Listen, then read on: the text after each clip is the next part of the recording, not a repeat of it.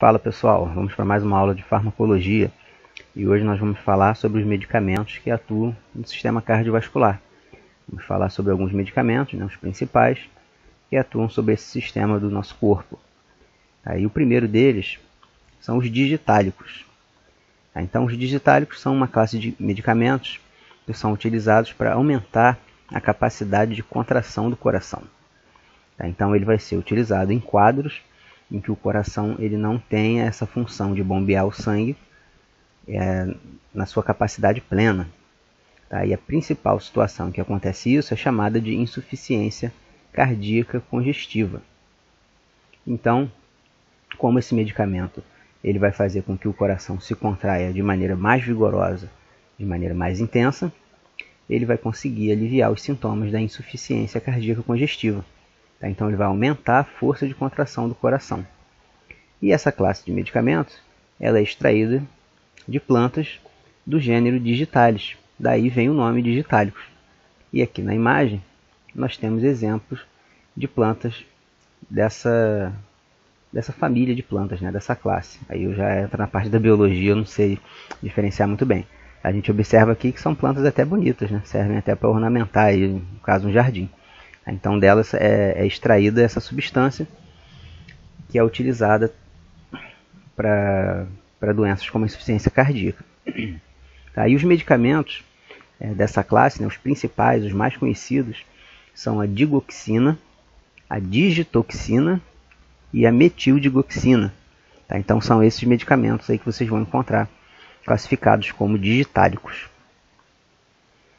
Então, como a gente falou em insuficiência cardíaca, eu coloquei aqui uma breve explicação para a gente lembrar e entender o que é essa doença.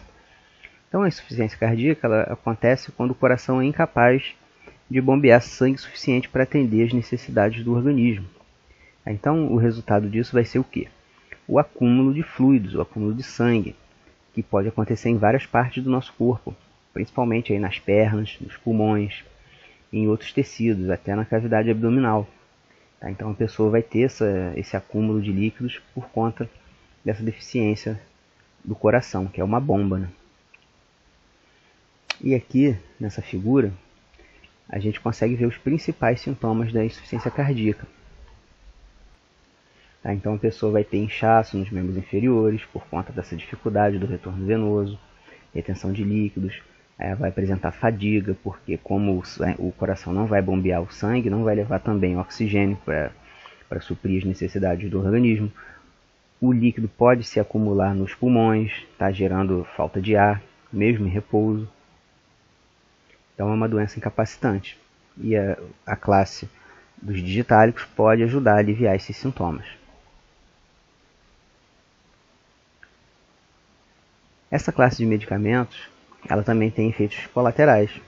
Então, se for mal utilizada ou utilizada uma dose acima do recomendado, pode ocorrer a chamada intoxicação digitálica.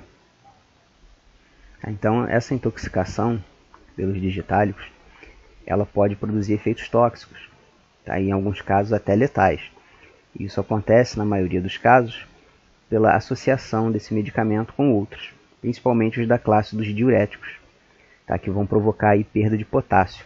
E isso, a perda de eletrólitos, esses minerais, podem levar à morte, porque causa desequilíbrio eletrolítico. Então são situações graves e que têm que ser observadas.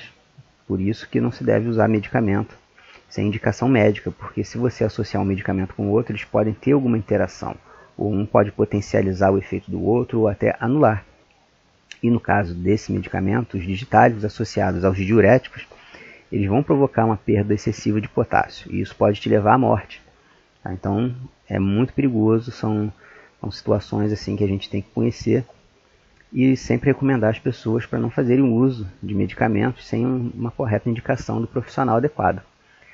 Então, no caso de intoxicação digitálica, no caso do tratamento com os digitálicos, ele sempre deve ser feito com o paciente hospitalizado, no ambiente hospitalar. Isso aí vai incluir também a monitorização por eletrocardiograma. Caso o paciente esteja intoxicado, vai ter que ser suspenso o uso dos diuréticos, principalmente se eles forem depletores de potássio. tá? Ou, dependendo do caso, vai ser administrado o potássio para diminuir os efeitos dessa intoxicação. Então, o potássio ele pode ser administrado de maneira exógena também. Podem ser administrados também medicamentos antiarrítmicos, tá? No caso de ocorrerem arritmias. E existem alguns fatores que vão predispor o indivíduo a apresentar essa intoxicação. Tais são eles. Primeiro, idade avançada. Se o paciente faz hemodiálise ou já possui algum tipo de alteração eletrolítica, se ele já teve infarto prévio, se ele já sofreu alguma cirurgia cardíaca, principalmente se for recente, e também no caso de insuficiência renal. Então, se o paciente apresenta algum desses quadros e ele vai fazer o uso dessa classe de medicamento dos digitálicos, tem que ter uma atenção maior. Então, os sintomas da intoxicação eles vão incluir alterações neurológicas, como cefaleia, fadiga, tontura, e também distúrbios gastrointestinais. A pessoa pode ter perda de apetite, anorexia, pode apresentar diarreia, náuseas e vômitos. Então, para evitar a intoxicação digitálica, a equipe de enfermagem deve tomar alguns cuidados. Primeiro, sempre verificar o pulso antes de cada dose do medicamento e nunca administrar se o batimento cardíaco tiver menor do que 60 batimentos por minuto. Sempre avisar o enfermeiro ou o médico se houver bradicardia, tá? Os batimentos abaixo de 60. Por quê? Se você tiver uma perda muito grande de eletrólitos, dependendo do mineral, você pode ter uma parada cardíaca, porque a nossa contração muscular depende da presença desses eletrólitos, desses minerais. Então, a perda excessiva de algum deles pode te levar até uma parada cardíaca. Outro cuidado importante é reconhecer os sintomas da intoxicação. Você tem que estar atento. Se você está administrando o medicamento, você tem que saber como ele age e quais são os possíveis colaterais. Se a pessoa apresentar algum sintoma, você relata imediatamente ao médico ou ao enfermeiro para serem tomadas as providências. Próxima classe de medicamentos são os antiarrítmicos. Então, esses medicamentos são usados nos casos de arritmias e eles vão agir ali diretamente sobre o impulso elétrico do nosso coração, principalmente na fase de polarização e repolarização. Eles vão controlar o ritmo da nossa frequência cardíaca.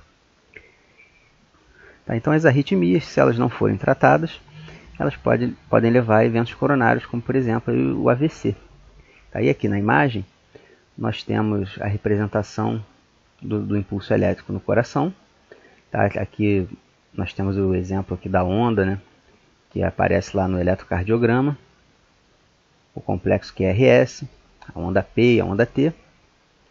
E aqui nós temos exemplos dessa representação de um batimento cardíaco normal. Aqui nós temos um exemplo de taquicardia, aqui de bradicardia, e aqui um batimento cardíaco irregular, que também é classificado como uma arritmia. Essa classe de medicamentos ela pode também causar efeitos adversos. Entre eles se incluem a tontura, cefaleia, confusão mental, distúrbios do trato gastrointestinal, hipotensão e bradicardia. Aqui nós temos alguns exemplos de medicamentos que funcionam como antiarrítmicos. Alguns deles, lembrando que sempre quando você vir aqui classificado por classes, assim, quer dizer que os de primeira classe são os mais antigos e os de maior classe sempre são os mais modernos. E a tendência é que os medicamentos mais modernos sempre causem menos efeitos colaterais. E a última classe de medicamentos são os vasodilatadores. Eles causam a dilatação dos vasos sanguíneos, de veias ou artérias, aumentando temporariamente seu calibre. E é uma classe de medicamentos que é muito utilizada, é muito comum. Então, o uso clínico dos vasodilatadores, eles são utilizados quando se requer um aumento do fluxo de sangue, ou quando o vaso sanguíneo ele tem uma passagem de sangue comprometida, no caso aí da aterosclerose. Então, pacientes diabéticos também que apresentam problemas vasculares podem utilizar esses medicamentos. E é também utilizado no caso de pressão arterial sistêmica, no caso de angina e também no caso de impotência para os homens. Tá? Eles usam os vasodilatadores. Então eles vão atuar na parede vascular, promovendo o relaxamento da musculatura do vaso sanguíneo e, consequentemente, esse vaso ele vai se dilatar e vai ocorrer a diminuição da resistência capilar ou da resistência vascular.